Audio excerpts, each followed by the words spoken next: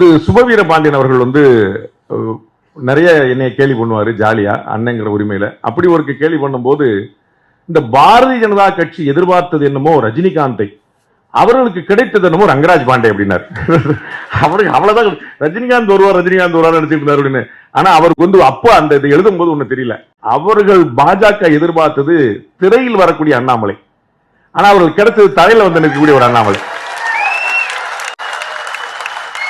அதை வந்து அண்ணன் எதிர்பார்த்திருக்க மாட்டாரு.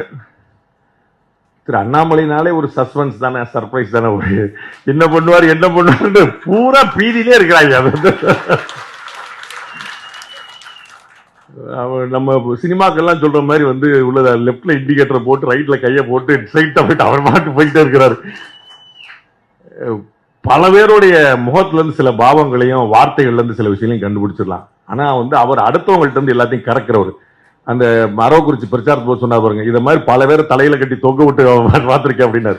அந்த மாதிரி பூரா எக்ஸ்ட்ராக்ட் பண்ணி அவர்கிட்ட இருந்து எதையுமே கறக்க முடியல. நம்ம கூர்ந்து பாக்குறோம், ஆனா ஒன்னும் பிரச்சனை இல்லைன்னா ஆனா சரினா சொன்னாரு, என்ன ஒண்ணுமே கறக்க முடியல, எப்படி கறக்க அப்படின்னா காலமாட்டுல பாலை கறந்துடலாம் போல தலைவன் தகவலை கறக்க முடியாது போல.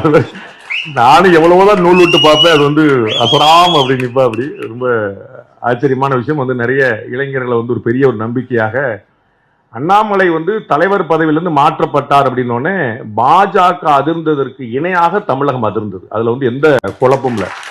என்னங்க அப்படின்னு ஒரு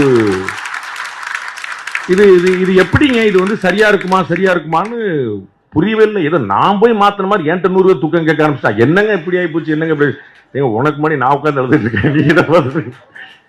இதுல வேற இந்த சோசியல் மீடியா இருக்கிறனால இந்த வார் ரூம் வேற இருக்கு பாருங்க.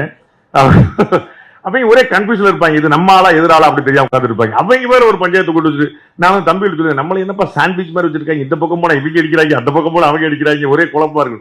நம்ம வந்து எப்பயுமே திரு வினோஜ் பி அவர்கள் சொன்னது போல பாரதிய ஜனதா கட்சிக்காரனும் காங்கிரஸ்காரனும், நான் ஒரு தேசியவாதி, இந்த நாடு நல்லா இருக்கும்னு நினைக்கிறேன். எனக்கு அதுல எந்த குழப்பமும் இல்லை.